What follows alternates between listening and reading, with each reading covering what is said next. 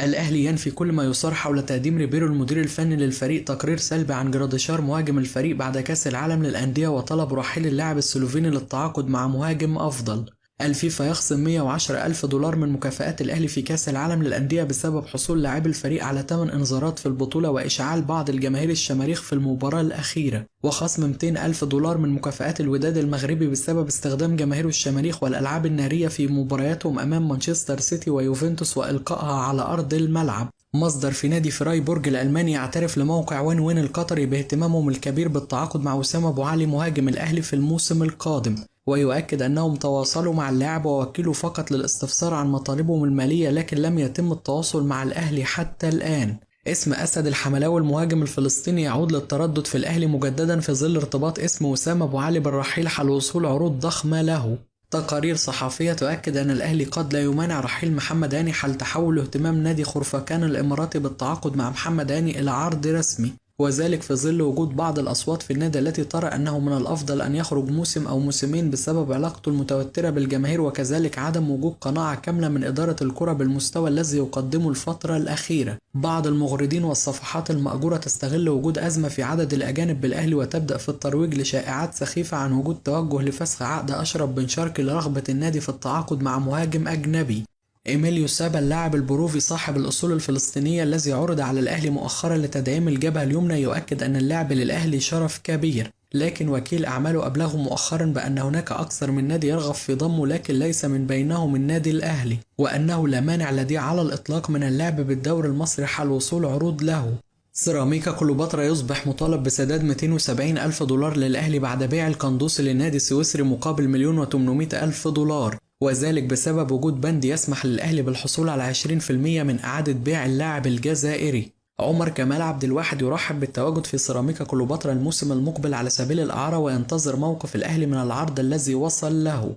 الخلافات تتصاعد بشكل كبير بين فيستون مايلي ونادي بيراميدز في ظل رفض ممدوح عيد بيع الموسم الأخير في عقده لأحد الأندية السعودية واشتراط أرقام خزعبلية للتفريط في اللاعب حتى لا يكون من السهل عودته للأهلي في الموسم القادم. محلل أداء الأهلي يقدم لريبيرو تقرير مفصل عن السلبيات التي ظهرت بشكل كبير في مونديال الأندية والتي كان أهمها سوء تمركز لاعبي الفريق في الكرات الثابتة، والتي كانت السبب الأكبر في تهديد مرمى الفريق كثيرا في الثلاث مباريات واستقباله هدفين من الست أهداف التي سكنت شباك الفريق في البطولة، وكذلك وجود ثغرة كبيرة في الدفاع وتحديدا من الناحية اليمنى والمساحات بين أشرف داري ومحمد هاني. نادي الزمالك يرفض عرض دنماركي جديد لمحمود بنتايج بسبب حاجته للاعب في الموسم المقبل وتخوفه من انتقال اللاعب للأهلي مستقبلا. المصري البورسعيدي يعرض على الأهلي بشكل رسمي التنازل عن خدمات أحمد عيد بشكل نهائي مقابل الحصول على خدمات عمر الساعي موسمين على سبيل الإعارة، وينتظر موقف الكابتن محمود الخطيب. الأهلي يؤكد أن كل العروض التي وصلت لحسين الشحات هي عروض شفهية حتى الآن ولم ترتقي للمستوى الرسمي. نادي بيراميدز يرفض بشكل تام التخلي عن خدمات محمود صابر وذلك نهائيا للزمالك ويرحب بخروجهم على سبيل الإعارة فقط. عدم وصول عروض جيدة من الناحية المالية قد يعرقل احتراف إبراهيم عادل مجددا في الدوريات الأوروبية، وذلك بعدما توقف أقصى عرض وصل للاعب من الدوري الفرنسي عند 2 مليون دولار فقط. نادي البنك الأهلي يقترب بشدة من حسم صفقة عمرو الجزار مدافع غزل المحلة مقابل 30 مليون. الإسماعيلي يستقر بشكل كبير على فسخ التعاقد مع البوركيني إيريك تراوري لاعب بيراميدز السابق بعد فشله في تقديم الإضافة. إيدرسون يؤكد بقائه مع مانشستر سيتي الموسم القادم ويغلق الباب تماما أمام انتقاله للدوري السعودي. النصر السعودي يعلن بشكل رسمي تجديد عقد رونالدو حتى 2027. محمد فضل مدير التعاقدات السابق بالأهلي يؤكد أن الأهلي يحاول التعاقد مع محمد علي بن رمضان منذ 5 سنوات تقريبا، واللاعب في مباريات كأس العالم للأندية أثبت أنه يستحق إصرار الأهلي كل هذه السنوات على التعاقد معه، ويعرب عن إعجابه الكبير جدا بالمستوى الذي ظهر به أليو ديانج، ويؤكد أن لاعب بهذا الكواليتي والإمكانيات لا يعرف كيف كان يجلس بديلا ولا يشارك في المباريات.